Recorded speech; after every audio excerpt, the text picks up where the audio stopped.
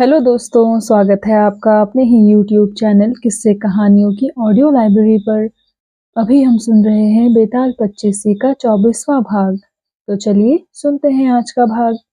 राजा विक्रमादित्य ने फिर उस शीशम के वृक्ष के निकट जाकर बेताल को नीचे उतारा और पहले की भांति उसे अपने कंधे पर लाद कर चल पड़े।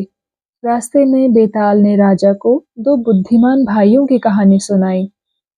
एक बार की बात है, मगध राज्य में दो ब्राह्मण भाई रहते थे। वे अपनी समझदारी के लिए बहुत प्रसिद्ध थे।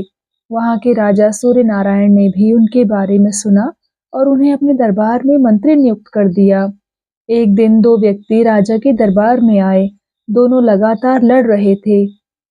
वे अपने विवाद का हल चाहते थे। उनकी लड़ाई एक हार के लिए थी। उन दोनों का कहना था कि वो हार उनका है। राजा सूर्यनारायण की समझ में कुछ नहीं आया। उन्होंने दोनों भाइयों को यह मामला सौंपते हुए पूछा, यह बताओ कि हार का असली मालिक कौन है। छोटे भाई ने हार और दोनों आदमियों के हाथों को सूंघा। फिर राजा से कहा, ये हार इस मोटे आदमी का है। यह सुनते ही उस आदमी की बाछें खिल गई। मोटा आदमी बोला, जी महाराज, ये सच है। ये हार मेरा ही है। हम लोग तो इन दोनों भाइयों की समझदारी की परीक्षा लेने आए थे। हमें ये देखकर खुशी हुई कि हमारी परीक्षा में ये दोनों सफल रहे। कृपा करके हमें क्षमा कर दें। राजा ने दोनों आदमियों को बहुत से उपहार देकर विदा किया। इस तरह राजा सूर्यनारायण के दरबार में रोज तरह तरह के लोग आते रहते थे। दोनों भाई दरबार में मौजूद रहते और समय समय पर अपने हुनर का परिचय देते। राजा को उनकी इतनी आदत हो गई थी कि वे उनके बिना दरबार का कोई भी काम शुरू नहीं करते थे। इस तरह समय आगे बढ़ता रहा। एक दिन राजा सूर्यनारायण को एक संदेश मिला जो उसके पड़ोसी राजा की ओर से था। उसने राजा सूर्यनारायण को मित्रता का संदेश भेजा था। हालांकि उसके साथ उस राज्य के संबंध बहुत अच्छे नहीं थे।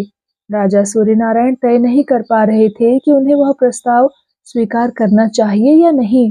उन्होंने दोनों भाइयों को बुलाकर कहा, आप लोग पड़ोसी राज्य में जाएं और राजा के प्रस्ताव की असलियत मालूम करें।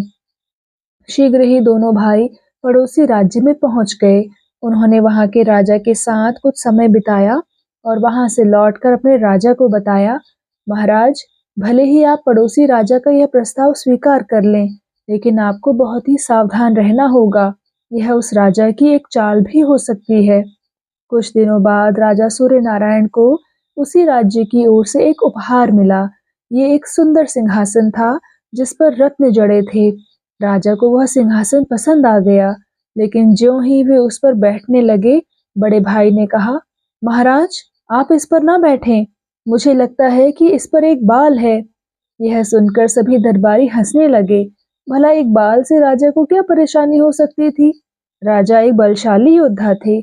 ऐसे में एक मंत्री ने व्यंग करते हुए कहा, श्रीमान, क्या आपको यह याद दिलाना होगा कि हमारे महाराज कोई कोमल युवती नहीं, बल्कि दुश्मनों के दांत खट्टे करने वाले एक महान योद्धा हैं। इस पर बड़े भाई ने कहा, श्रीमान, आप मुझ पर हंसने से पहले इस बात की गंभीरता को परख लें। मैं महाराज के प्राणों की रक्षा के लिए कोई कमी नहीं छोड़ना चाहता। यह सुनकर राजा को बड़ी हैरानी हुई। उसी समय सिंहासन को गौर से देखा गया।